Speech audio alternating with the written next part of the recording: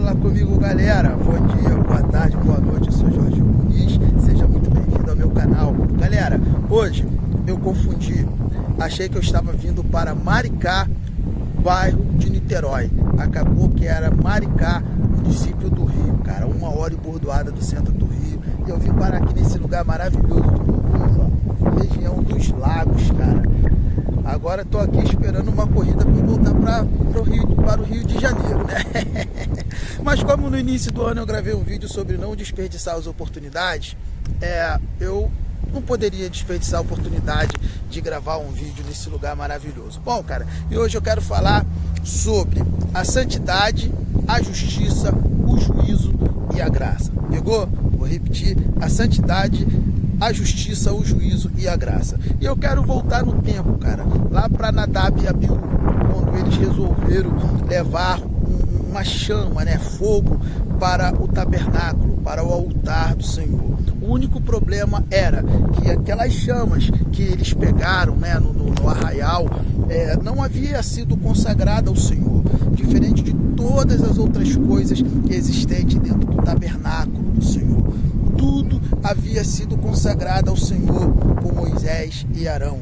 Tudo era santo, que quer dizer separado para o Senhor. E aquelas chamas, cara, elas não foram separadas para o Senhor. O que aconteceu? Deus os visitou com a sua justiça e o seu juízo, e eles foram mortos, cara. Isso ainda no Antigo Testamento, tempo da lei, eles foram mortos pelo Senhor.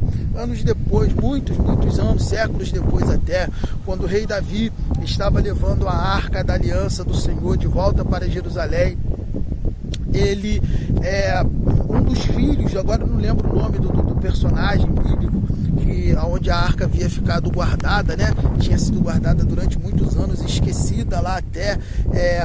Um dos bois tropeçou, o carro tombou, a arca ia virar, e um dos filhos, chamado Uzá, se não me falha a memória, ele tentou segurar a arca e impedir que a arca caísse. O problema, cara, é que a arca da aliança do Senhor era consagrada, era santa, e naquele momento solene em que Israel estava desfilando, a presença de Deus estava ali, e Uzá, que não era consagrado ao Senhor, não fazia parte da tribo de Levi, ao tocar na arca do Senhor, a Bíblia diz que Deus ofendeu de cima a baixo, ele foi rasgado no meio pela visitação da justiça e do juízo de Deus, e ele morreu.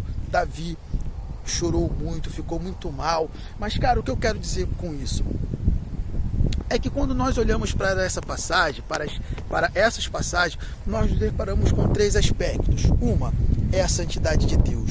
O nosso Deus é santo, e por ser santo, ele não pode contemplar o mal. Por ser santo, o mal, o pecado, a malignidade não pode estar na presença de Deus. E corremos um grande risco quando tomamos por comum alguma coisa que foi santificada, alguma coisa que foi separada, alguma coisa que é santo ao Senhor.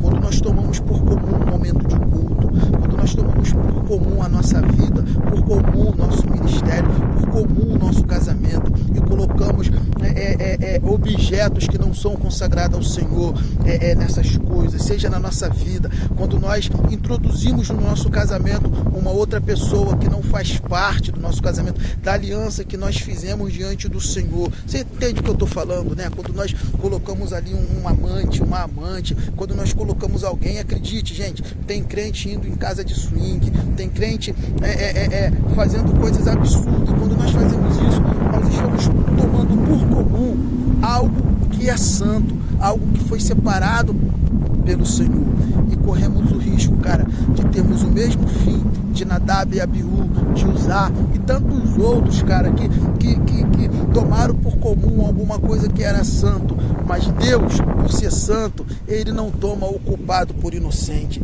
Deus, por ser santo,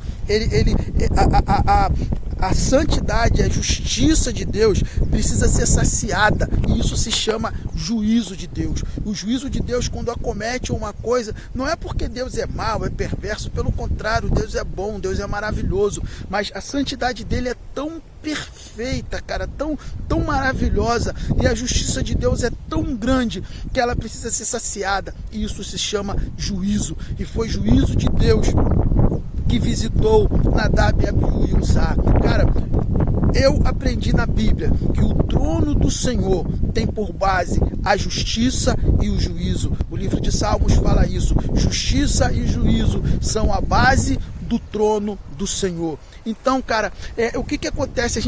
Nós corremos o risco, cara, de sermos visitados pela justiça, de sermos visitados pelo juízo do Senhor. Aí vem um aspecto. Por que isso não acontece, Jorginho? Isso não acontece porque vem um outro elemento que se chama a misericórdia de Deus. Jeremias falou lá em Lamentações capítulo 3 que elas são as causas de não sermos consumidos. Por quem?